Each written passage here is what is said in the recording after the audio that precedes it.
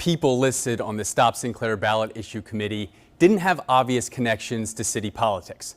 But when we looked closer, we found the mayor's chief of staff and top fundraiser were involved. This afternoon, Mayor Scott confirmed his involvement, saying that in order to stop the amendment from passing, he and members of the city council are ready to fight. If voters approve it in November, a new charter amendment would slash Baltimore City Council from 14 elected members to 8. The People for Elected Accountability and Civic Engagement, also called PEACE, are the chief proponents of the amendment. And the group was primarily bankrolled by the Baltimore County-based Sinclair Broadcast Group chairman, David Smith. UMBC Associate Professor of Political Science Ian Anson says fewer city council members would mean each voter has less of a voice. Baltimore City voters tend to approve these ballot measures, but this particular ballot measure has the capacity to really destabilize Baltimore City politics. Throughout June, Mayor Brandon Scott and multiple city council members signaled they would oppose the charter amendment, but it wasn't clear how. Then this week, 11 News Investigates discovered a ballot issue committee created on July 19th called Stop Sinclair.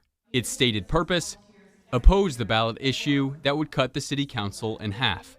Anson's reaction: I'm absolutely unsurprised that there would be a coalition of forces kind of getting their act together right now to try to oppose this ballot measure. Though the people listed on Stop Sinclair didn't have clear connections to city government, our investigation traced addresses and a phone number back to Mayor Scott's top fundraiser and his chief of staff.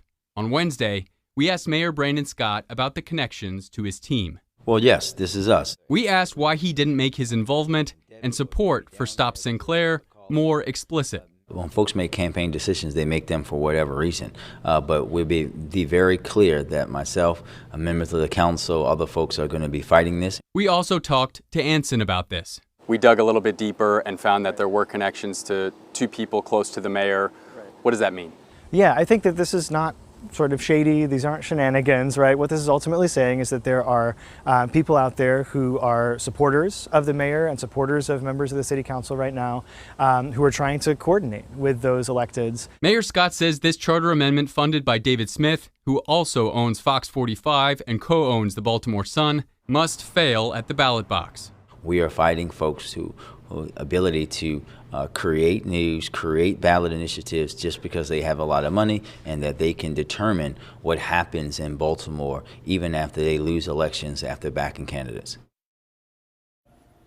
And when reached for comment, the mayor's fundraiser confirmed it was her office address and phone number listed on the Stop Sinclair committee, and the mayor's chief of staff said no comment. Over the past 2 decades, voters have approved dozens of these charter amendments and only voted against one. For 11 News Investigates, I'm Tolly Taylor.